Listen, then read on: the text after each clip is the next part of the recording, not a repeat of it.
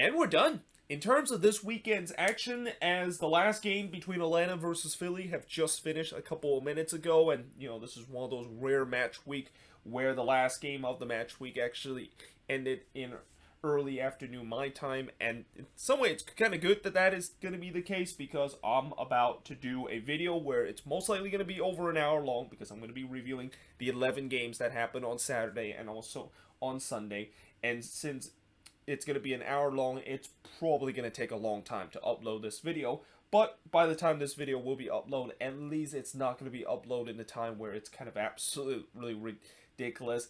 And that if the last match week of this weekend's action actually ended maybe in the evening, then yeah, this video will probably have to be uploaded in ridiculous time before it's actually finished uploading. But that being said, in terms of this weekend's action, if you thought that this weekend's with MLS coming back from a 3-week break, and if you thought that there was probably not going to be much that is going to happen, oh boy, you were absolutely wrong, because we definitely saw some crazy action in some of these games. And in some of these games, we also saw a couple of spectacular goalkeeper action, and some goalkeepers in some of these games really stealing the win for their team. And one of those goalkeeper is William Yarbrough, who he basically stole this game for Colorado against FC Cincinnati. And I would kind of also like to say that William Yarbrough, this was kind of rude for him to steal a game against FC Cincinnati, because we talk about how Cincinnati, they are probably the most snake-bit team in the league right now. Like, when you look at this game, I really think this was probably the best game that Cincinnati has played throughout this season. And yet, because of William Yarbrough really stood on his heads in this game, making a lot of good saves, and also the inability for Cincinnati to put the ball into the back net was the reason why they didn't get a goal and ultimately concede on the other end, and that the Rapids, of course, were able to be that team that just did enough and just were the more clinical side to get all 3 points in this one. Now, in the first half, early on this game, I thought the Rapids were on the front foot. Yarbrough then denied Acosta from short range after Cincinnati kind of woke up a little bit. But it would be the Rapids, the one that would get the opening goal, and it's Diego Rubio that scored from Barrios to make it 1-0 in favor of Colorado. Now, originally, I thought Barrios was in an offside position because when the ball was coming in, it definitely looked like Barrios was in an offside position, but they didn't really give me a better replay of that, and they didn't even go to VAR to see whether or not if that's the case. So the goal stands, and the Rapids does get a 1-0 lead. And then 13 minutes later, Yarbrough continued to make some big save, this time denying Otunga before he would make a kind of an awkward kick save on Barrios' cross. Like, Barrios was actually crossing that one into the box, and I'm not quite sure if Yarbrough kind of read that one late. Well, yeah, I think he definitely read that one late, and he kind of made a very unorthodox kick save in terms of that one. But either way, that is still gonna count down as a save, even though it's kind of unorthodox. And Colorado did head to halftime with a 1-0 lead. But in the second half, FC Cincinnati continued to press early to try to get the equalizer. Yarbrough then make a good save to deny Barrios, this time on the free kick, and this time Barrios actually did hit it well, and Yarbrough had to make a good save on the free kick. Then Cruz just hits it high just a minute later, and I basically wrote, is this just one of those days for Cincinnati where no matter what they try to do going forward in front of goal, they're not going to put the ball into the back of net? And it seemed like the answer to that question is a definite yes, because just a couple of minutes after I wrote that question, Colorado would double their lead and look like they put the dagger in FC Cincinnati, as Jonathan Lewis would score from Jack Price to give the Rapids a 2-0 lead. Yarbrough then denied Vasquez on the free kick in the 81st minute before Hagelin puts it high from short range not long after, and then Yarbrough denied Vasquez again on the free kick, and he did the same thing to Barrios just a couple of minutes later. And FC Cincinnati, to their credit, even though they were up down 2-0 in the game, and especially with just so many chances that they had in this game, they could have easily been just feel very deflated after they gave up that second goal and feel like, yeah, it's just going to be one of those days, isn't it, where the opposition was just being the more clinical side, and we just cannot solve the opposition goalkeeper in in this game. But, at least they kind of kept going, searching for at least a goal back in the game. But ultimately, they were failed to do so, as Colorado able to win 2-0 in this game. And the shots in this one pretty much tells the story why FC Cincinnati probably should have deserved at least a point out of this game. And also, this is the time when my blue pen actually ran out of ink, and that's why for the rest of the board it's actually in red right now. But for Cincinnati, they had 22 shots compared to 7 that Colorado has, 7 shots on goal compared to 2 that the Rapids had, 4 shots off target compared to 8 that Cincinnati has, 7 shots that was blocked compared to 1 that the Rapids had, and possession-wise, 54% possession compared to 46% possession that the Rapids had in this game. And as I said, y'all, bro, you really stole this one for the Colorado Rapids. And, for Cincinnati, I mean, I've said before, I really do feel bad for them, and especially this was really probably their best performance in this season, and yet just because of the history that this team has had, really not just this season where once again they're off to a slow start and look like they're going to win the wooden spoon. This of course is what happened when you have that kind of history, and it just feels like there's no luck that is going in favor of FC Cincinnati right now. But now moving on, in terms of the next match, is Columbus. So the Crew playing their final game at the historic Crew Stadium, and it ends up to be a happy send-off as they were able to win 2-0 against the Chicago Fire. And this was really, I think, maybe the only game where it was kind of straightforward in terms of the result. I mean, I kind of knew that Columbus, being this is their final game at their historic stadium, they know they're not going to lose this one, and especially facing against a Fire team that, this performance pretty much explained why the Fire is really struggling this season. Zarian in the 11th minute just puts it high after a WTF turnover from the Fire defense, but Columbus would eventually get the opening goal, and it's Zardes that scores in the 17th minute to give Columbus a 1-0 lead. Then in the 21st minute, I thought Etienne was very fortunate that he only got a yellow card after he did put his hand in the face of Navarro, and he kind of used his hands to kind of shove Navarro, or he put his hands in the face of Navarro and pretty much just shoved him onto the ground. Now, I'm pretty sure Navarro kind of embellished that a little bit, and maybe that's the reason why Etienne kind of got away with a yellow card. But again, I still feel like he's very fortunate that he got away with it, because anytime when you put your hands in the opponent's face, yeah, that usually mean it could be a red card. And we've seen this season where that rule seems to be enforced very inconsistently, and I think Etienne is very fortunate that rule is enforced inconsistently, and this is just one of those times that he got away with it, because just a couple of minutes later Etienne did have a chance to make it 2-0 in favor of Columbus, but he dragged a volley just wide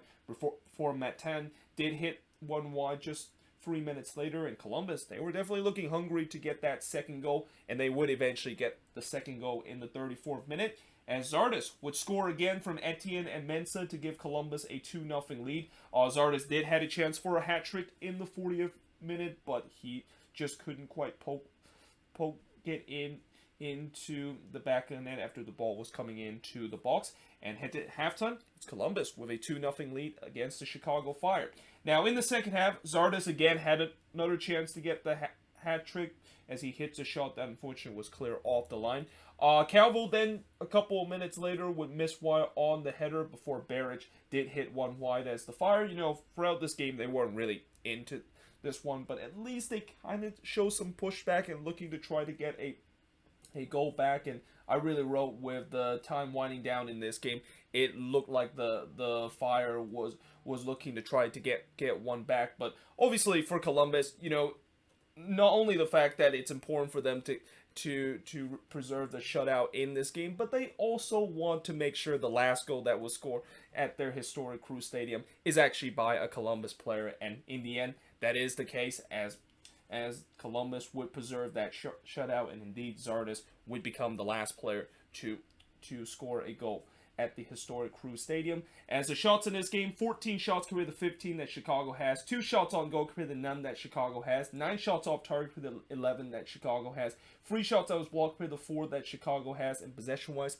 41% possession compared to 59% possession that the Chicago Fire has in this game. But overall, like I said, it was a very straightforward game where Columbus, for majority of this game was the better team. And for the Chicago Fire, I don't know what else to say other than the fact that they just gotta have to move on after a result that it always felt like it was gonna go against them. But moving on, in terms of the next game, is NYCFC and New England, and this one was a wild game. I mean, this one, there was not only a lot of goals that was scored, but the last 15 minutes of this game, it was a seesaw affair between both of these teams, as both of these teams was just exchanging goal every couple of minutes. And really, early on, there was some crazy action that happened in this game too, because in the 9th minute, Medina actually drew a penalty for NYCFC after he was brought down in the box by Andrew Farrell, but Turner was able to come up big to deny Castellanos from the spot. I thought Turner had another good game, and this was another game where I think he definitely can make his case of potentially winning goalkeeper of the year. Then, just 10 minutes later, after Turner denied NYCFC from the spot, he would rob Castellanos, who had a point-blank effort, and that, I feel like Castellanos should have scored there. Like, he basically had a chance to bury that one from about 6 yards out, and he just kind of hits it straight to Matt Turner. But nevertheless, that was a great save from Matt Turner, and it definitely looked like, at least early in this game, NYCFC looked like they were going to get close to get the first goal and eventually go up 1-0 in this game, but instead, it's the Refs that actually gets the opening goal, as in the 27th minute, it's Gustavo Bo that scores the opening goal for New England. And, while this was a decent goal from Gustavo Bo, and nice little technique of him basically hitting this one on the volley and basically put it into the back of the net, yeah, this one, I kind of feel like Sean Johnson should have done better. And also I wrote it was kind of against the run of play because NYCFC were by far the better team out of that. But Sean Johnson, I feel like he should have done better in terms of this one, because this ball was literally hit right toward him, and I think he kind of had a late reaction in terms of that, and wasn't able to keep that one out. And by the way, Sean Johnson, in these last couple weeks, he has definitely looked very shaky. And how NYCFC this offseason decided to give Brad Stuver to Austin FC? Yeah, they kind of feel like they're regretting that move right now, especially how Brad Stuver is doing right now with Austin FC. And yeah, I feel like maybe NYCFC might be thinking about getting a backup goalkeeper that can really maybe challenge Johnson there, because as I said, Sean Johnson, he has really looked shaky in these last couple of weeks. Now, the games did kind of start to slow down after 30 minutes, after it was an intense, fast start to the first half hour into this game, and ultimately, New England would head to halftime with a 1-0 lead. But in the second half, NYCFC would get that deserved equalizer, as Thiago, who was making his debut in this game, would score on his debut from Maxi Morales and Tinnerholm, and as I mentioned, that is his first MLS goal. But New England would get the lead back just 22 minutes later. And speaking of first MLS goal, this was also the first MLS goal for Jonathan Bell, as he scored from Carlos Hill.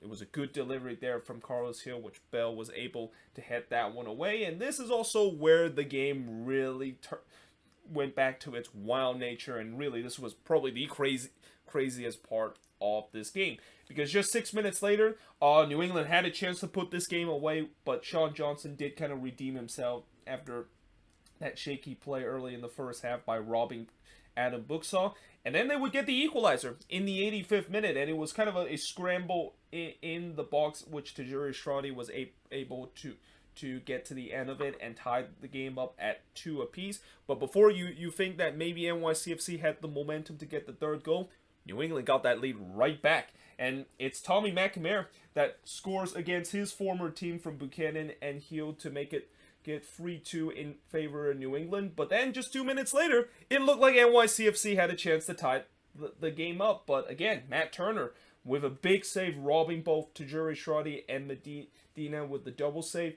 before he absolutely robbed Maxi Morales, who hit an absolute bullet on the volley. And, if Matt Turner did give up that goal, I don't think I really could have blamed him there, because that was just an absolute bullet that Maxi Morales hit. But Turner with that strong arm to palm that one away, and again, could have been easily free in favor or free in this game, but ultimately New England were able to hold on to win 3-2 in this one, and really Matt Turner pretty much won this game for New England with a couple of big saves that he had in stoppage time. As the shots in this game, 18 shots compared to 8 that New England has, 9 shots on goal compared to 5 that New England has, 8 shots off target compared to 1 that New England has, 1 shot that was blocked compared to 2 that New England has, and possession-wise, 51% possession compared to 49% possession that the refs had in this game. But either way, this was just a very entertaining game. And, you know, if you were a supporter of one of these teams, this was definitely not a very enjoyable game because it was just kind of a back and forth, and there's a lot of roller coaster emotion. But in the end, obviously, refs fans are going to be the more happier side because they got all 3 points out of this game.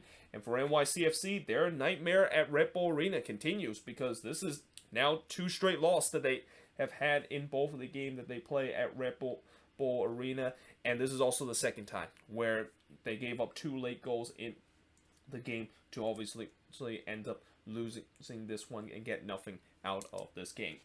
But now moving on to the next match is another game that also ended up by the same scoreline and with the road team winning 3-2. Well, kind of the road team, because as I mentioned before with this game, this was one of those games that I kind of knew it was going to happen, where the team that is basically being the rental team is gonna have to play against the team that is kind of like their landlord. And as I also mentioned, I didn't think that there was going to be fans attending this game at Exploria Stadium, and indeed that was the case. So as this game was played behind closed doors, and if you're Orlando City, that has to be feeling very strange, the fact that they are playing behind closed doors even though they're playing at home. I mean, I guess maybe they're used to it. Oh wait, no, they're probably not used to it, because remember last year when MLS is back after the MLS is back tournament and in phase 1 of the schedule, I believe Orlando City was the first team to actually have fans in the stands. I mean, they did play behind closed door down in Orlando, but that was in the MLS is back tournament and in the Disney Wild World of Sports complex. But I think this is the first time they actually play behind closed door at Exploria Stadium. And again, they're designated as the road team, but technically they are playing at home in this game against TFC. But, you know, either way, as I mentioned, this was another crazy game, and really for the first 15 minutes we kind of saw something similar to what we saw in the last 15 minutes of the game between NYCFC versus New England, where it was kind of a seesaw affair to begin. And also defense, at least in the first half, seems to be an optional in this one, because in the first minute of this game, Akindele would score from Perea. So this is one of those incident where it's kind of like a tongue twister whenever both Maurizio Perea and Andres Perea gets on the assist chart. But nevertheless, Orlando gets the 1-0 lead, and this was, I think, also 51 seconds into the game. And by the way, the TSN feed, you know, this was the feed for this game was actually not with Luke Wallman and Steve Cardwell as it usually is with TFC game, but actually it was with a different commentator, and I think it was Vic Rutter that was the commentator in this game. So I don't know why Luke Wellman wasn't actually being the play-by-play commentator in this one. And Vic Rutter also always do the English feed for the Montreal games, but I don't know if he had some issue with his mic or anything, because he kind of just cuts off after when Akindele puts that one into the back of the net, and then there was just kind of an awkward silence of, well, what's going on? And before Steve Carwell basically filled in that awkward silence. And again, I don't know if Vic Rutter had some issue with his mic, or maybe he's just kind of stunned the fact that TFC were down 1-0 this quickly into the game. But nevertheless, that wasn't good defending from TFC, because they literally let Orlando just go down Broadway and immediately score the opening goal. But TFC did look to immediately press to try to go for the equalizer after they had a couple of half chances after giving up that early goal. But Orlando would get that second goal not long after, and it's Nani who, of course, comes back after he was suspended in the last game, as he scores from Akindele and Van de Water. And, Quentin Westberg, I know a lot of TFC fans have been demanding him to be back in front of net in favor of Alex Bono, and it seems like Chris Armas finally decided to make the decision and kind of listen to the fans to give Westberg a chance in this one. But after this game, I feel like Armas is probably telling the fans and saying, yeah, I told you so. I told you why I don't put Westberg in front of goal, because Westberg definitely did not have a good game in this one at all. And this was just one that I don't know if he was just being too casual at the back. Well, actually, he was definitely being too casual at the back. Was trying to kind of take a couple of dribble, and he just kind of gave it straight to Van de Vaarder. And at a second, I thought, you do know that you're playing for TFC, Quentin Westberg. You're not playing for Orlando City, where you can just give the ball to Orlando City and let them go on the attack. But that just kind of seems like what it is, and Orlando City were able to punish Westberg for that mistake. And just like that, TFC found themselves 2-0 down in this game, but they did get one back not long after Akinyolo would get one back just 2 minutes later, before Westberg was able to deny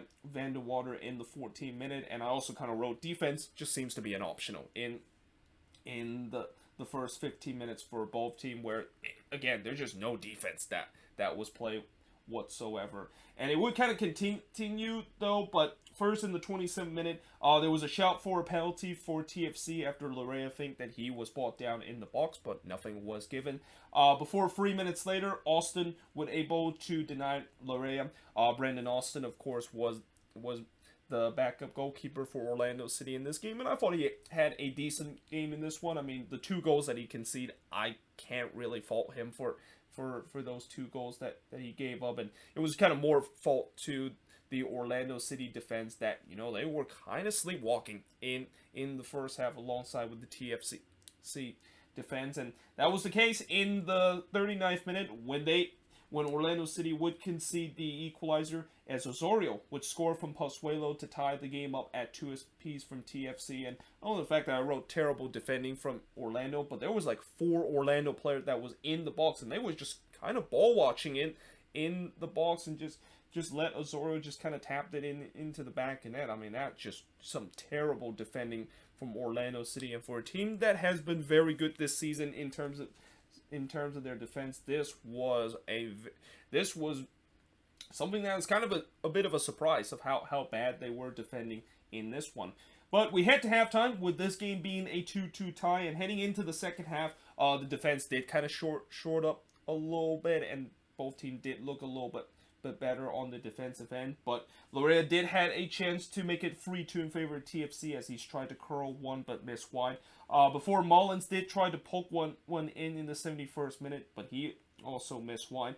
Then it was Pozuelo chance to try to hit a curler, and his curler actually came the closest of giving TFC the third goal, as that one actually smacked the post. And again, I thought TFC looked like they were more likely to get that third goal, but Orlando City would actually get the third goal and kind of score against the run of plays, as Junior Urso would score from Mueller to make it 3-2 against Orlando City. And again, as I said, Westberg, he did not have a good game in this one, and this was another goal that I think he clearly should have done better. Like, again, this one wasn't really hit with a lot of power from Junior Urso, and it was kind of hit straight toward Quentin Westberg. And Westberg did kind of get a hand toward that one, but he's got to do better in terms of that, and has to parry that one away. But he wasn't able to do so, and that gave Orlando City a 3-2 lead. TFC did sub on Dom Dwyer late in this game, so TFC was hoping maybe Dom Dwyer can haunt his old team in this game, and he kind of almost did in the 3rd minute of stoppage time, but unfortunately he missed a sitter from 4 yards out. And in some way, I guess maybe Dom Dwyer was being kind of a super agent toward Orlando City, and just making sure that he doesn't score against his former team, and kind of helping his former team to get the 3 points. But if you're a TFC fan, that's got to be very frustrating with the way that has to be put into the back of the net. And that miss also end up to be the last chance of the game, as Orlando would hold on to win 3-2 in this one. And the shots in this one, 15 shots compared to the 12 that Orlando City has. Both teams had 4 shots on goal, 6 shots off target for the 7 that Orlando City has, 5 shots that was blocked for the 1 that Orlando City has. And possession-wise, 52% possession compared to 48% possession that Orlando City has. And this was a relatively ugly win for Orlando City, but they'll definitely take this win, and that they're going to be staying at home in these next couple of days, because they do have to play against the Quakes in a couple of days. But for TFC, yeah, this was definitely a frustrating result. And I think in some way, when you look at this game, I didn't think neither team really deserved to get the win with how sloppy this both team was in this one. But ultimately, Orlando City was able to be the one to get all 3 points in this one. But now moving on, in terms of the next game, is DC. So for the second game in a row, DC United was able to beat Inter Miami, and DC, all of a sudden, they have definitely looked red hot in these last couple of weeks, and it's not a big surprise why DC is starting to find some success under Hernan Losada in these last couple of games, because I did kind of mention, even when they were losing 1-0 a couple of weeks ago, and they were on a relatively rough patch, I still feel like they were playing relatively well, and it's just, if they can figure out their finishing, then they can of course get the wins in this game. Now in this one, they kind of did had some issue in terms of finishing again, but thankfully they were kind of helped out because Inter Miami was being very undisciplined in this game. Now in the 10th minute, Bresso did had a chance that was or he had a chance to hit it from long range, but it just went wide. After a fast start by DC, Miami did kind of start to come back into this game and got some half chances, but as the first half kind of rolls on, I thought chances was kind of at a premium between both of these teams, but that would change in the last 5 minutes of the first half, as Kamara actually missed an absolute sitter in the 41st minute, and ones that he definitely would love to have back. And he also had another chance to get the opening goal for DC, but he was victimized by the post on the header. Before, on the other end, Miami almost got the opening goal and kind of almost scored against the run of play, but Hamid was able to make a great save to deny Shea from actually not from long range, but more like it was actually a short range effort from about 12 yards out. Then there was a shout for penalty for DC that was not given in the 2nd minute, and again, this game, which was relatively sleepy at least for the first 40 minutes, just basically kicked up to high gear in a span of 5 minutes. But we do head to halftime with the game goalless between DC and Inter Miami. So we go to the second half. They actually had Mark Ingram as the co-commentator for this game. And, I said this before last week when the game between SKC versus Austin, where I was watching the SKC feed, and they temporarily had Rob Riggle as one of the celebrity,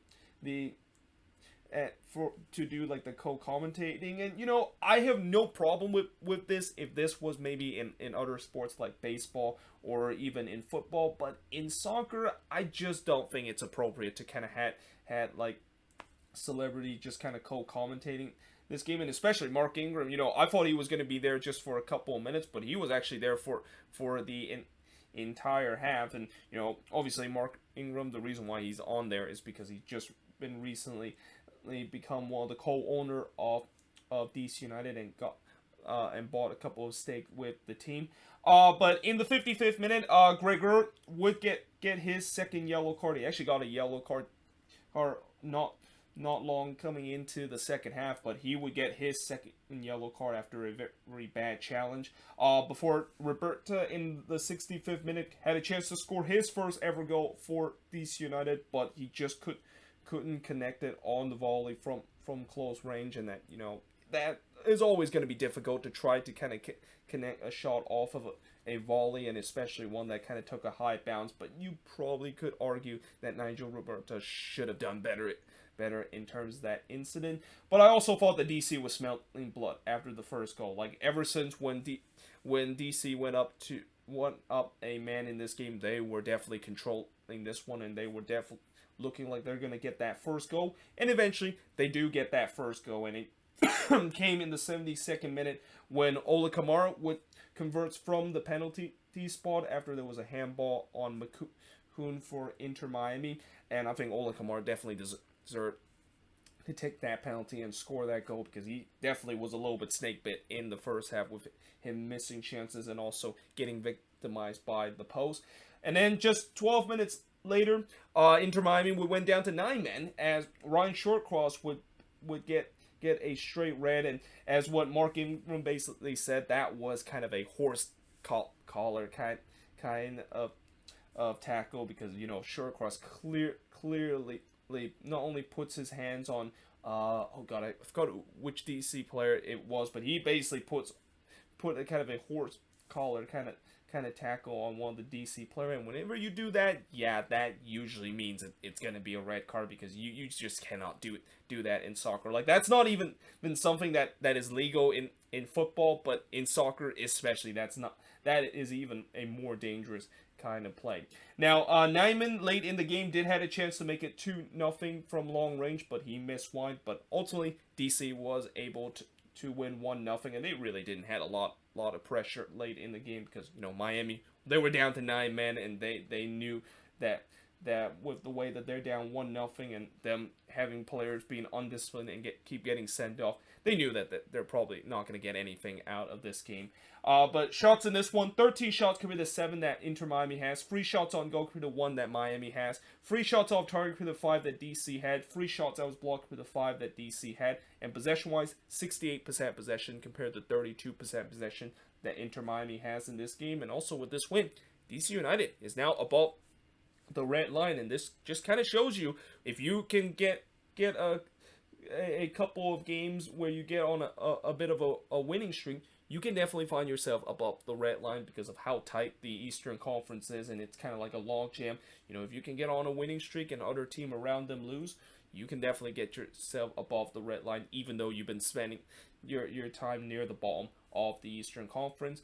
But speaking of that, that's where Inter Miami is right now. And I did say earlier this season, I won't be surprised if the first head coach that is going to be fired this season could be Phil Neville. And the way that Inter Miami has looked, and the way that Phil Neville clearly seems like he started to really lose the locker room, and really started to run this team to the ground. Again, I won't be surprised. We might see a change in this Inter Miami team in the near future.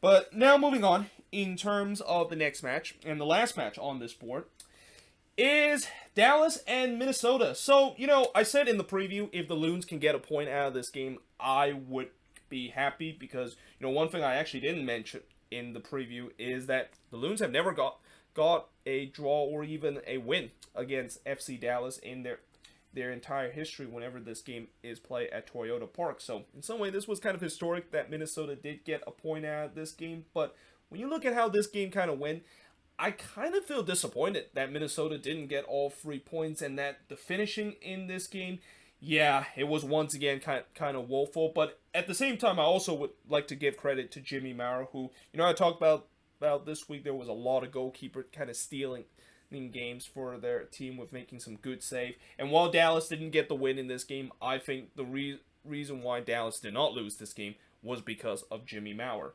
But in the first half, 7 minutes in the game, Ricarte did try to go with an ambitious chip over Miller's head, but yeah, that one looks like it was never going to go in. In fact, it went way wide. I thought the Loons early in the game, they looked very sloppy on the attack, and maybe this has to do with with them playing their first game in 3 weeks. The attack maybe is kind of brushing off that rust early in this game. In the 17th minute, the Dallas feed basically showed that the possession was 53% to 42% in favor of Minnesota, and I put a question mark in that, because that's not 100%. Like, that, it should be 53% to 47%, and I'm not quite sure if their producing feed kind of made a mistake in terms of that, but that was kind of a little bit awkward to see that kind of a stat, and I kind of decided to put that on the board. Now, 15 minutes later, Obrian did miss wide from a shot, but the flag actually went up, so even if he put that one into the back of the net, it wouldn't have counted. But Minnesota eventually would get the opening goal, and it's actually a dream debut for Franco Fragapane, who, of course, making his first start in this game, and he would score here to make it 1-0 in favor of Minnesota. We had a lot of guys in this game this week where they either score their first MLS goal or making a debut for their team, and able to get a dream debut by scoring a goal on that. And originally Maurer did make a decent save on this one on Hunu, but unfortunately Fragapane was just in the right place in the right time to kind of slots it home on the follow up. And again, Minnesota was up 1-0 in this game. They could have been 2-0 up just 2 minutes later, but Mara was able to rob Hunu, and I thought Hunu was very unlucky to not score a goal in this one. And I know maybe some Minnesota fans were kind of frustrated with how Adrian Hunu, in terms of his finishing, wasn't there, but I think some of the chances that he has was just very unlucky, with Maurer just making some incredible save to deny him off the score sheet. But Minnesota would go up 1-0 heading into halftime, and in the second half, Miller did deny Ricardo Pepi from close range before Frank Kohar, who was subbed in at halftime, he missed wide from close range, and then Ricarte puts it high just 1 minute later, and all of a sudden Dallas was pressing to get the equalizer. Well, I wouldn't say all of a sudden, but it was more like in the second half. It seems like Luchi Gonzalez must have said something to this Dallas team and really riled up this team, because they really were pressing the Loons, and I was kind of concerned that this was just one of those games where Adrian Heath know that his team is up 1-0 on the road, and all he needs to do is just kind of hold on for the last 45 minutes to get a 1-0 victory. And at least from what we've seen this season, that just does not work whatsoever. Then there was a VAR chant that was ringing out around the crowd after both Gasper and O'Brien basically collide. The FC Dallas feed and the main commentator actually was talking about how we're really living in a weird world. That VAR chant is basically one of the chant that is ringing out from the crowd, and I kind of had to agree with him with the way that, a couple of years ago, I don't think we would ever imagine in a world where VAR chant would actually be one of the things that people would, in fact, if you would have told people what VAR was a couple of years ago, they would probably think, what is that? I've never heard, what is VAR even stands for in some sense. But either way, just a couple of minutes after that, and also, by the way, I didn't think this was a foul, and I think the fans were chanting VAR because they feel like Gasper brought down O'Brien in the box, but I just kind of feel like it was both guys going for the ball, and it was unfortunate that this is just one of those cases where both guys kind of collide with each other when they were going for the ball. But eventually, Dallas would get the equalizer, and it's Ricardo Pepi that scored from Hans' head to make it get 1-1 in this game, and this was actually just a couple of minutes after Adrian Heath decided to bring in Ozzy Alonso and really kind of proved that the Loons was just holding on for dear life for this last 45 minutes. And in some way, I was kind of maybe glad that Dallas did get that equalizer, because that really forced Minnesota to really start on the attack. And this has always been one of the frustrating things I seen with the Loons on the road, and especially one of the most frustrating thing I have with Adrian Heath, where, when you're on the road, he tends to be very conservative and tends to always just kind of hold on in the end to maybe get a point or get all 3 points, and most of the time it just does not work out whatsoever. But at least this time Adrian Heath did the right thing, and he did start to bring in the cavalry and started to bring in some attacking sub. And this is also when Jimmy Maurer really started to earn his paycheck, because first he would deny Hunu in the 70th minute. The game was kind of opening up a little bit before, I think it's Quinnell that blazed one high from close range. I know the FC Dallas feed talk about how they were kind of having trouble in terms of pronouncing his name, and I kind of forgot how exactly they kind of pronounce his name, but for now I'm just going to say Quinnell, even though I don't think that's actually the correct pronunciation. Before 2 minutes later, Reynoso, who was part of one of 3 attacking sub that Adrian Heath basically brought in right after when Dallas got the equalizer. He probably should have scored from close range, but missed wide. I've heard a lot of Minnesota fans was giving Reynoso a hard time at the end and was really blaming him the reason why this team didn't get the win. Now, I understand Reynoso didn't have a good game in this one, and he definitely missed some chances that for a DP player, and especially a guy that the Loons paid him to come here, that those chances he clearly needs to put away. But I also thought that, since this is Reynoso's first game in 4 weeks, and remember he was coming off with an injury, and you kind of see that his sharpness was definitely not there, and that I'll just give him maybe a game or two to kind of catch up, and then if he doesn't continue to kind of have this problem in front of goal, then yeah, maybe there is some concern that Reynoso might have regressed a little bit compared to what he has done last season, especially in the playoffs. Now, just 1 minute later, Mao with Rob Finley, who went through on goal. I mean, that was another chance where I think Minnesota should have scored, because I think they had a 3-on-2 on that sequence, and yet Maurer was able to keep Dallas in this game and tie this one up. Then the 88th minute, there was some coming together between both of these teams before Maurer would deny Metenier in the 90th minute. I was kind of surprised Roman Metenier was there to strike that one. Like, where in the world did Metenier came from? Like, that is a position I definitely did not expect him to be there to strike that one. Before, in the 4th minute of stoppage time, Reynoso had another big opportunity to score the winning goal for Minnesota, but unfortunately he hits this one wide on the volley. And again, it's never easy to try to connect a shot from the volley, but for a guy that is paid $5.5 million and is the most expensive signing in Minnesota United history, you would think Reynoso should have done better. But again, going back to what I said, I'm just going to give Reynoso a pass because he is still trying to work off that rust that he's been having in these past couple of weeks and coming back from that injury that he suffered a couple of weeks ago. But yeah, in the end, it ends on even between Dallas and Minnesota as the shots in this game. 18 shots compared to 15 that Dallas had. 8 shots on goal compared to 4 that Dallas had. 7 shots off target compared to 6 that the Loons had. Both teams had 4 shots that was blocked, and possession-wise, 52% possession compared to 48% possession that Minnesota has in this game. And like I said, as much as in the beginning I would be happy if the Loons get a point out of this game, at the end of the day, when you look at some of the missed chances that they had, I kind of wish that they, of course, would have got all 3 points in this game. But at the same time, I think there are still some positive things you can take out from the Loons in this game. And especially, one of the issue I have with the Loons in this season is that when they do look like the dominant team, it always kind of feels like they just put a lot of shots on goal, but those shots just kind of goes everywhere, and that at times they could have on the stat chart like 23 shots in a game, but when you look on the shots on goal, they only put like 2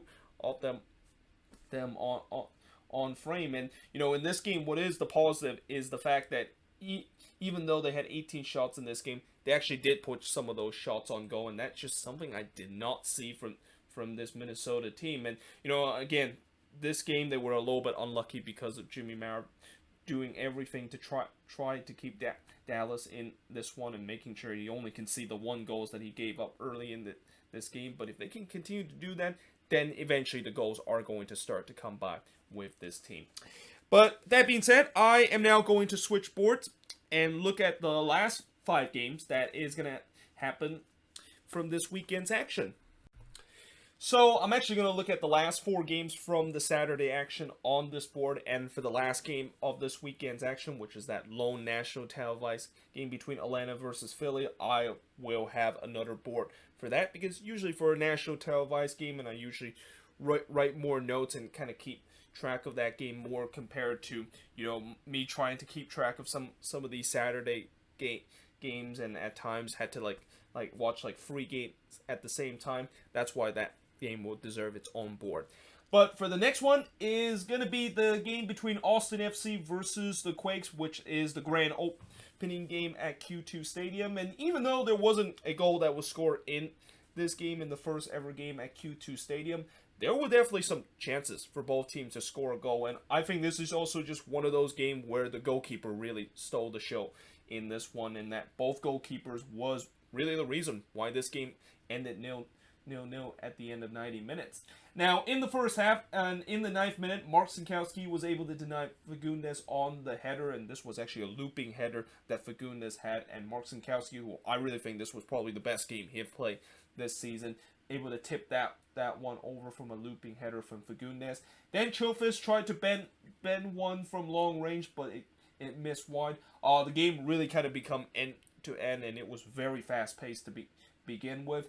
Espinoza then hit the post in the 36th minute. I mean, that one was kind of a tight angle for him to strike it, but he did did struck the post in terms of that chance before Stuvert was able to deny Wando from close range in the 41st minute, and we head to halftime 0-0 between Austin FC and the San Jose Earthquakes. Now in the second half, Austin really started to push to try to get the opener. Dominguez had a chance to do so in the 50th minute and had a chance to make history, become the first goal scored at Q2 Stadium, but he missed wide from 7 yards out before Stroud would sail one into the stands from 24 yards out in the 55th minute. And as I said, Austin, they really started the second half on the front foot, and the Quakes, they were kind of sitting back and almost like they're getting pinned back, and this is kind of what I started to worry about the Quakes, because I've seen this before.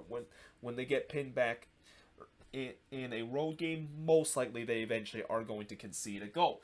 But in the 62nd minute, Mark Sinkowski made a decent save to deny Alex Ring from 12 yards out. Before, in the 70th minute, K-Cow actually had one of the rare chance up to that point for the Quakes, as he actually went through on goal, but unfortunately hits it straight to Brad Stuvert. And then following that chance that the Quakes had, on the other end, Dominguez then missed wide from close range in the 71st minute. And I also kind of wrote Austin FC finishing problem just continue. Like, this has been an issue for Austin FC, and you wonder why exactly, with the way that this team has played, which I don't think with the way that this team has played has been bad at all, but the issue with them this season, and the reason why they haven't been winning a lot of games this year, is they just could not put that finishing touch. And it's, again, seems to be an issue once again where a lot of those shots that they had were not on target. But then late in this game, this is also when the Quakes really started to press and almost kind of woke up after they were just kind of sitting back for the entire second half, and I thought maybe they were just happy to get a 0-0 draw out of this game. But in the 82nd minute, Stuvert would rob Fierro from short range. That was a decent save there from Brad Stuvert, because Fierro really hits that one really well, but Stuvert able to make a big save on that. Then he would be denying Espinoza in the near post in the 89th minute. Before, in the 90th minute, this was probably the best save of the night, as Stuvert absolutely robbed Alanis, who I thought Alanis put that header in the plays that I think no goalkeeper would save, but somehow, in some way, Brad Stuvert, full stretch, able to make a save there. And not only the fact that it was heads behind the heads for Alanis and pretty much for all the Quakes player, and even for some of the Quakes fan, and in some way I was kind of like that too, because I'm like, how in the world did Brad Stuvert able to save that one? Like, that one looked like it was just one that no goalkeeper was able to save. He somehow was able to do so, and because of that, he was able to preserve his team to stay into this game. But unfortunately, that was really the last chance of the game, as in the end, it ends goalless between the Quakes and Austin FC. And the shots in this one, 19 shots compared to 13 that the Quakes had, 9 shots on goal compared to 6 that Austin FC had, 5 shots off target compared to 3 that the Quakes had, 8 shots that was blocked compared to 1 that the Quakes had, and possession-wise, 50% possession for both of these teams. And as I said, the goalkeeping being really was the difference in this game, and both goalkeepers, yeah, they definitely earned their paycheck after the end of this game with some of the most incredible save that we've seen so far from this week. And also, I would like to kind of add, for the Quakes, I know some Quakes fans will be frustrated that they couldn't get all 3 points in this game, but you got to remember, this was a team that have lost 4 in a row, and I really feel like this was a game that it looks like it could be 5 in a row, with the way that, I think Austin FC would be really up for this game and looking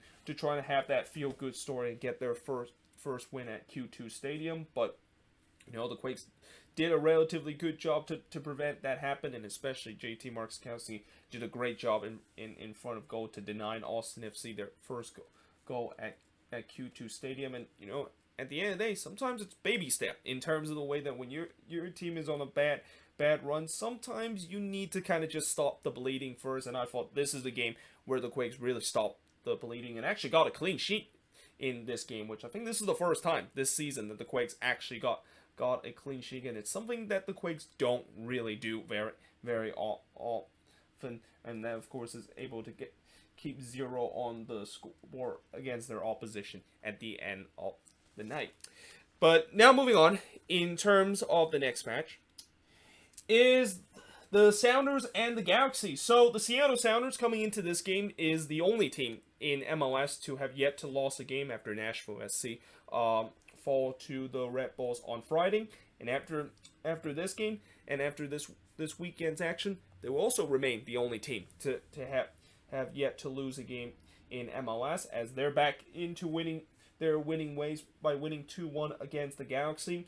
Early on in this game, there was a couple of pot shots from them, but it didn't really trouble Jonathan Bond and trouble the Galaxy at all. Then the Galaxy would actually get a penalty in the 19th minute, and I thought this was a very soft penalty. Like, I feel like, yes, Yeimar did kind of make contact to Chicharito, but it kind of feel like Chicharito kind of sold that one a little bit and kind of embellished that challenge a little bit. And I was kind of surprised. Maybe they should just go to VAR to see whether or not if that is the case where maybe they need to overturn that, but they never did.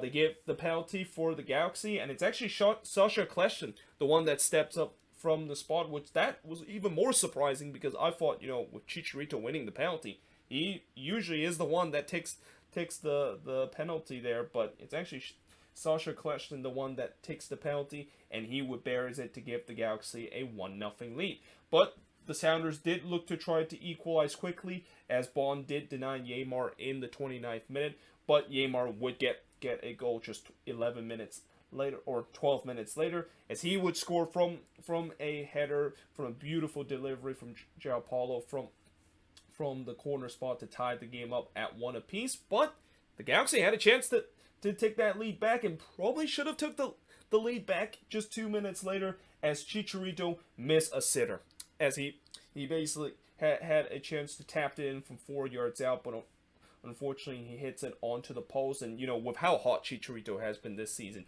you would bet maybe $100 to see that he is going to easily finish that. And thankfully you probably didn't do that, or I probably didn't do that if I would have bet $100 for Chicharito to finish that chance, because I would have lost my money with the way that he hits that one on the post. And also that big opportunity that the Galaxy had to retake the lead would come back to haunt them, because as we head to the second half and head to halftime tied at 1 apiece, the Sounders would get the go-ahead goal. And it's Rui Diaz, the one that gets the go-ahead goal after there was a little scramble in the box, but Rui Diaz was the recipient on the one to get to poke it into the back of the net. And just like that, the Sounders, who were down 1-0 for majority part of the first half, find themselves up 2-1 early in the second half. Now, the Galaxy did try to get the equalizer, as Sasha Kljestan did try to get his second, but missed wide in the 52nd minute. The Galaxy was starting to have a lot of possession, as the Sounders was trying to go into a bit of a low block, and whenever the Sounders decide to go into that low block and hold on to the lead, it's going to be almost impossible for you to try to break them down. And again, coming out of this game, not only the fact that they're still unbeaten, but this is still a team to have yet to concede a goal in open play, because the only goal that they concede in this game was from the penalty spot, which I think this is the second time they have conceded a goal from the penalty spot. But it is just absolutely remarkable to see how the Sounders still have not yet conceded a goal from open play, and it just also shows you why their defense is almost untouchable, and it's almost impossible to try to solve. But in the 74th minute, Chicharito and Kellen Rowe kind of had a bit of a friendly discussion, and I put quotation mark friendly because they did not have a friendly discussion. They were kind of having some choice words with each other, and apparently this was because Chicharito kind of bumped into Cleveland as Cleveland made this save, and Kellen Rowe was definitely not happy about that, and he immediately sprint probably about 20 yards to Chicharito and was getting into the face of him. But ultimately that kind of heated exchange kind of fizzled out as expected. But 6 minutes later, Cleveland did have to call into action, as he was able to deny Grandsir, but the flag went up, so that goal wouldn't have counted if Grandsir puts that one in. Then there was a shout for a penalty for the Sounders just 2 minutes later, as they thought that Depew handballed it into the box. I didn't think that was a handball. I think it kind of hit more like the close to the shoulder of Nick Depew. So I think that was a good note call in terms of that. But on the other end, Cleveland then had to deny Villafania in the 84th minute. The Galaxy was pushing to try to get a late equalizer, but instead it's actually the Sounders, the one that looked to try to put this game away, as Jonathan Bond was able to rob Madrid and a chance for the Sounders to really put this game all in doubt. But in the end, they were still able to hold on to win 2-1 in this one. And the shots in this one, 11 shots compared to 6 that the Galaxy had, 7 shots on goal compared to 2 that the Galaxy had. Both teams had 2 shots off target. Both teams had 2 shots that was blocked. And possession-wise, 60% possession compared to 40% possession that the Seattle Sounders had in this game. And again, the Sounders, this is what they do. Like, they, even though at times they might not look at their best, and this definitely wasn't one of those vintage Sounders performance, they were able to just do enough and kind of grind out result. And this is also the reason why I really think the Sounders are right now the favorites to win MLS Cup. Like, this team just looks unstoppable right now, and I know eventually every MLS team is going to go through that rough patch where they might lose a couple of games in a row, but when you look at this Sounder team, I really don't see them going through a rough patch for a bit. I mean, I think their rough patch kind of came right before that 3-week break when they draw 2 straight games, but even then, it was just draws that they suffer, and I also think that break really came at the best time for them, because that will get themselves regrouped to try to get back to winning ways, and that is exactly what they're doing in this game. And as for the Galaxy, it's definitely a frustrating result, but it's also one that I don't think they should be ashamed of losing in this game, because again, the Sounders, they've been unstoppable throughout this season, and there's not a lot of team this season is able to get a point, or any team has been able to get all 3 points against the Sounders this year. But now moving on, in terms of the next match and looking at their Cascadia neighbor, the Portland Timbers, who also got a win and won by the same scoreline against SKC, as they were able to win 2-1 in this game. And they kind of did something that they rarely did last season, which is able to hold on to the lead late in the game, despite the fact that they were under a little bit pressure late in this one.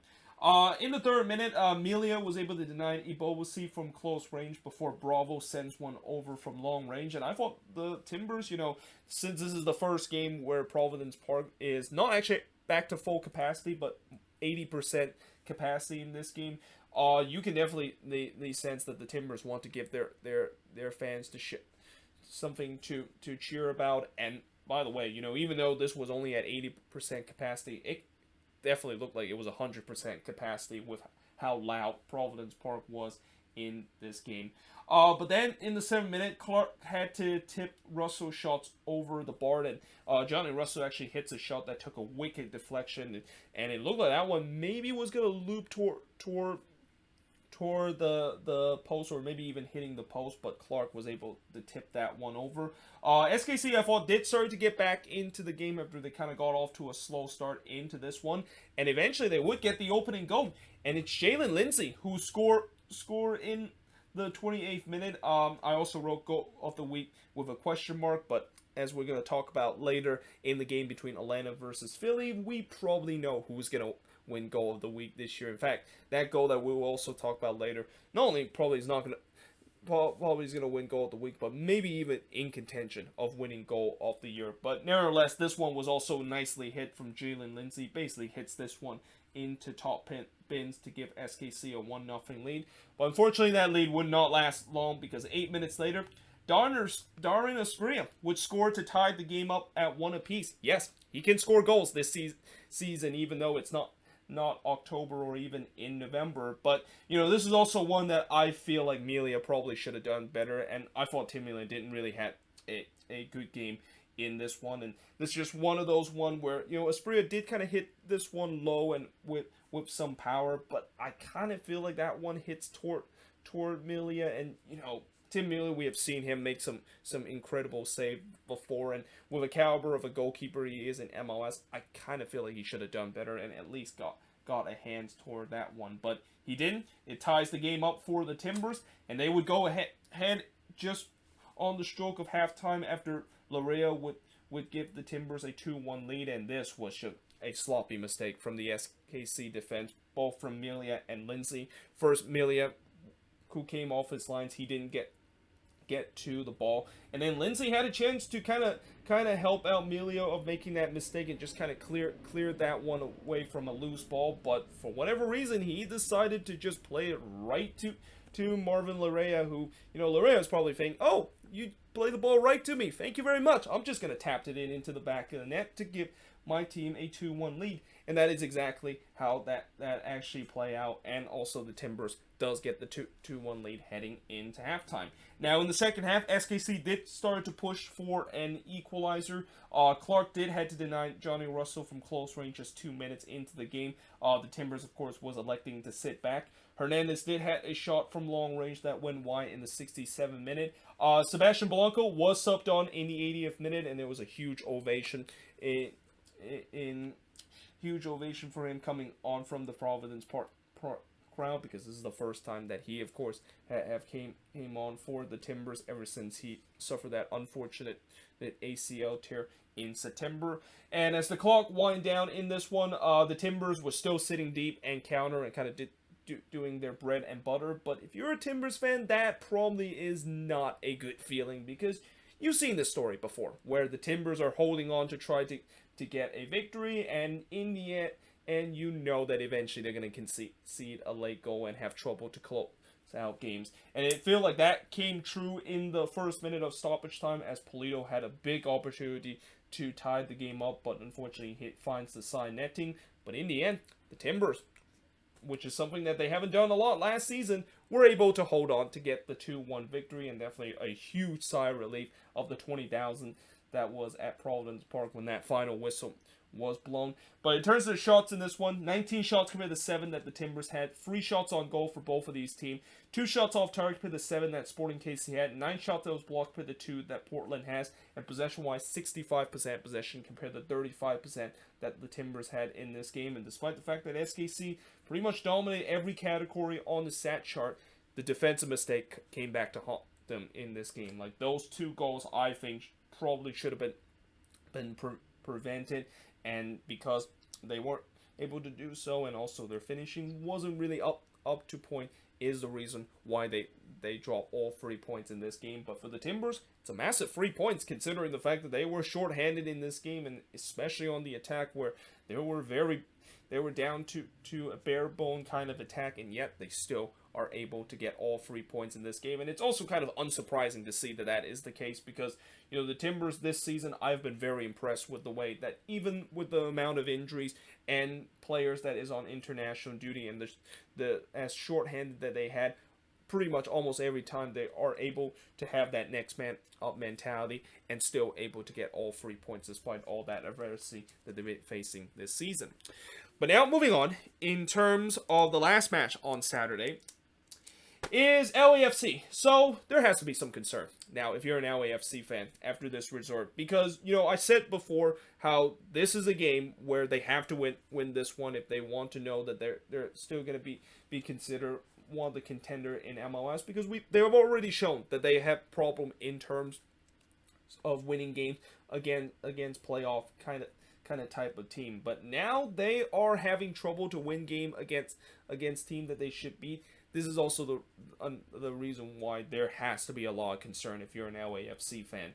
But early on in the first half, Rossi did have the first chance for LAFC, but unfortunately he missed wide from short range before Rossi hit the post just 7 minutes later. Atuesta did drag it wide from 21 yards out in the 21st minute. And then Marc-Anthony Kaye just 12 minutes later missed an absolutely sitter, and LAFC finishing was just not on point whatsoever. And if you're an LAFC fan, that maybe is something that is started to be kind of a pattern, where this has been an issue for LAFC this season, where their finishing and their goal scoring has just been nowhere near as good as what we seen from this team in the past couple of years. Now in the second half, Maric was able to deny Cifuentes' long-range effort, but then on the very next sequence and on the corner, Cifuentes was able to get the opening goal and get the breakthrough for LAFC, as he scored from Carlos Vela to give a 1-0 lead for LAFC. And you're thinking, well, LAFC finally got that breakthrough that they've been looking forward to, and now they're going to run rampant against this Houston team, right? Well, no, because 8 minutes later, Urruti would tie the game up at 1 apiece from Fafa Pico, and that was really the first opportunity that Houston has had in this game. And it also kind of says a lot about this LAFC team, where not only they have problem in terms of scoring, but they also been having problem in terms of their defense. And just 2 minutes later, the Dynamo looked like they really turned this game on its head, but Santiago was able to rob Urruti his second chance. But you can definitely see momentum was with Houston after they got that equalizer, and it just kind of feels like LAFC was kind of a little shell-shocked, the fact that they find themselves back to level pegging. But eventually they kind of shake that off and kind of get themselves back into their game, and was really pressing for a winner late in this one. Maric denied Rossi late in this game in the far post before Raheem Edwards, who came in as a sub not long ago, just dragged it wide from close range before Rossi had another big opportunity in the first minute of stoppage time, but he just curls that one high. And in the end, LAFC just could not find that crucial second goal to get all 3 points in this game. And once again, they draw points at Bank of California Stadium to tie the game up draw points at Bank of California Stadium with a 1-1 draw. Shots in this one, 15 shots compared to 5 that Houston had, 5 shots on goal compared to 2 that Houston has, 8 shots off target compared to 1 that the Dynamo has, 2 shots that was blocked compared to none that the Dynamo has, and possession-wise, 65% possession compared to 35% possession that the Dynamo has in this game. And also, this is the first point that the Dynamo has had this season on the road, which that also just adds to even more frustration if you're an LAFC fan. The fact that you literally just let a team that have not got a single point on the road to able to walk away with a point at home. Yeah, again, there has to be a lot of concern right now with this team. And especially, I think, even I know the media will, at the end of the day, are still going to say that they're the best team in the league, and they're still going to be a team that contend for MLS Cup. But at the end of the day, when you look at this team just does not look like an MLS Cup contender, let alone maybe even a playoff contender right now. And I also think that they're kind of running out of excuses to say why they're continuing to struggle right now, because when you look at this game, they had Vela and Rossi. And granted, Vela did not play the full 90 minutes in this game, and he did kind of get subbed off around the 60 minute. You still had Rossi playing for the full 90 minute, and yet he wasn't able to get on the score sheet in this one. And the same goes with Carlos Vela. But yeah, I mean, this team right now, even at full strength, with them struggling, how much they're struggling right now, there has got to be a lot of concern right now if you're an LAFC fan, and you also are really hoping that there need to be some reinforcement that's going to be made during the summer transfer window. But that being said, I am now going to switch board one more time to look at the last game, which is the national televised game that just happened about an hour ago. So, the last game of this weekend's action was a wild one. And just like the one between New England versus NYCFC, the crazy action really happened in the last 15 minutes of this game. Now, Atlanta United, they were wearing their new third kits today, as the third kits that they were wearing, which I believe it was called the United kit. They were released a couple of weeks ago, and I thought those one looks really decent, and one that is definitely going to be on the long list of wish list in terms of the jerseys that I want to get in terms of these MLS team. But in the first half, early in this game, I thought Atlanta was on the front foot. Blake did deny Sosa on the header from the corner. I thought Andre Blake had another good game in this one, making a couple of decent saves. But the same goes with Guzan, who denied Santos from a point-blank range in the 16th minute. And, I thought the Union, they kind of started to get back into this game after, Atlanta, they were definitely the more dominant side. But the Union slowly getting themselves into this one and looking to try to get the opening goal. They could have had it in the 27th minute when Montero did put one wide that was actually deflected, but it unfortunately went wide. The game kind of went a little bit end to end, and both teams, they were definitely looking very good whenever they go on the transition. And I always love to see whenever both teams love to attack on the transition position because it does lead to some really crazy action that happens in the game. But in the 42nd minute, Guzan was able to deny Shibilko there before there was a heated exchange between both of these teams at the Atlanta touchline. Just kind of a reminder that both of these teams do not like each other. I mean, especially after what happened in that CONCACAF Champions League quarterfinal earlier this season. You know both of these teams are going to get into each other's faces. But we head to halftime 0-0, despite the fact that there were chances for both teams to score in the first half. But in the second half, Marcelino Moreno came close to give Atlanta the opening goal as he's just missed wide from close range, but Atlanta would eventually get the opening goal, and it was actually not one of their players that scored the opening goal. It's actually the Union that kind of gave them the opening goal for Atlanta, as Shibilko unfortunately scored an own goal here. And this was actually a nice finish there from Shibilko on the header from the corner, but unfortunately that was at the wrong net. And they also mentioned earlier in this game that the Union actually have not conceded a goal this season on the road, which that's actually is a very impressive stat, because usually when you're on the road, you're a team that tends to have trouble in terms of getting wins, and that we've seen a lot of times where road teams usually are just happy to, of course, get a point. But the fact that the Union not concede a goal on the road and able to pretty much not lost on the road because of that, that's kind of impressive to see that is the case. But unfortunately that record has now been broken because of Shibilko scored an own goal and give Atlanta a 1-0 lead.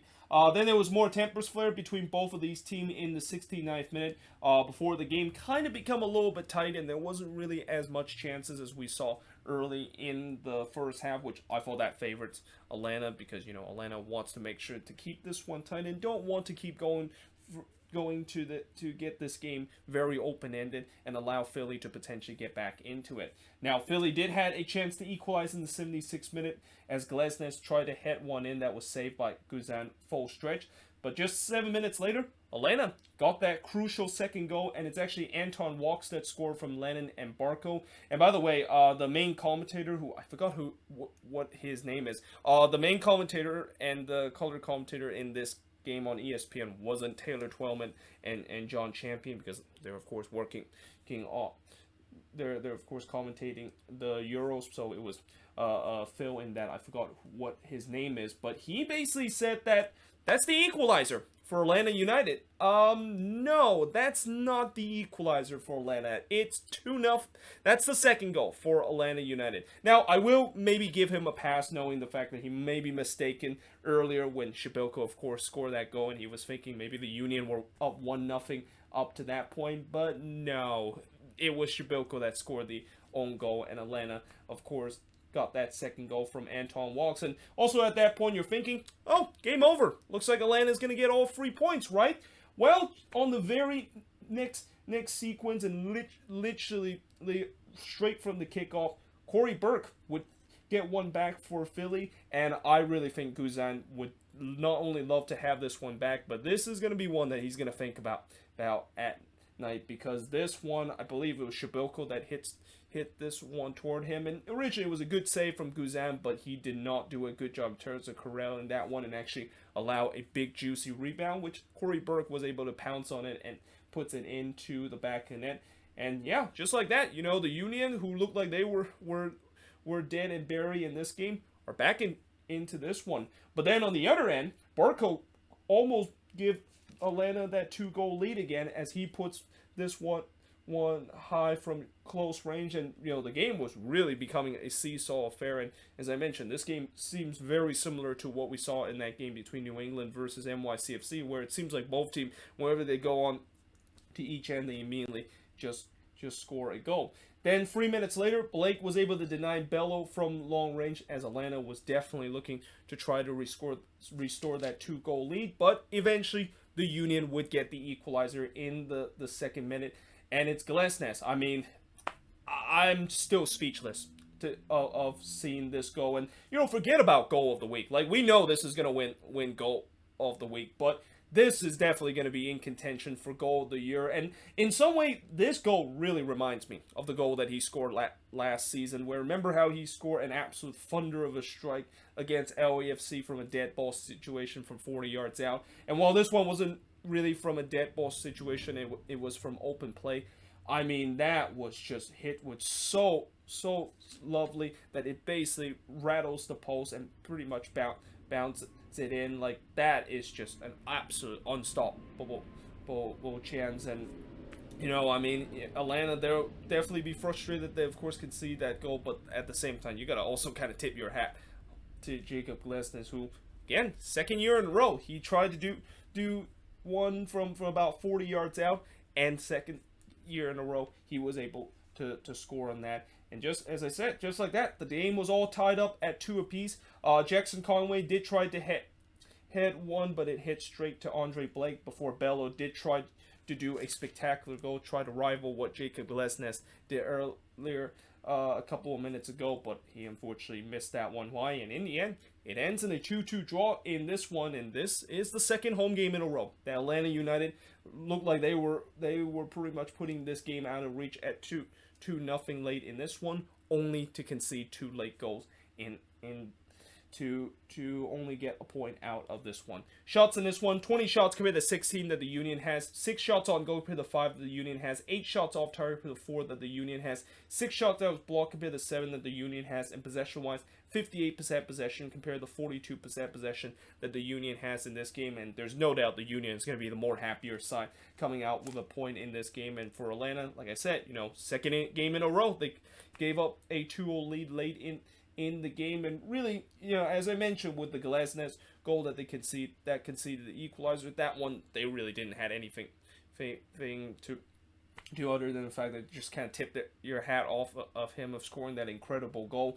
But the goal that they get the Union back in the game, yeah, that one is going to be the one that they're definitely think that is the one that really caused their downfall. And you know, I mentioned earlier, Guzan is definitely going to think about that moment a little bit tonight. Well, he's going to even think more about it now, because if he did not concede that goal, and I definitely think that if the Union did not get that goal immediately to get themselves back in the game, I think Atlanta would have held on to to this game and would have won this one 2-0. But in the end, it's more drop points for Atlanta at home in this game, and these kind of drop points. I mean, I know you might think that it's just one game and they kind of drop a couple of points out of that, but if Atlanta, you know, at the end of the season, if they get into a situation where maybe they're like 2 or even 4 points from a better seeding, or even at worst maybe be in the bubble of the playoffs, these 4 points that maybe they're not going to get